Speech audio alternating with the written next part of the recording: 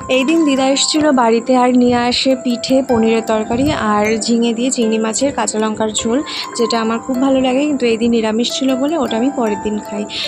একটা জিনিস দেখবে, টিফিনটা যারা প্যাক করে দেয় না রান্না করে, তারা অনেকটা যত্ন করে কিন্তু টিফিনটা প্যাক করে দেয়, যারাই দিক, কিন্তু সেই যত্নের দাম অনেকেই দিতে পারে না। তো যাই হোক, এই ক্লিপসটা ছিল পরের দিনের। এই যে আমি এই দিন ছিল সবার মানে নিমন্ত্রণ বিয়ে বাড়িতে, একটা আমাদের সামনেই বিয়ে, না ঠিক বউ ভাতে।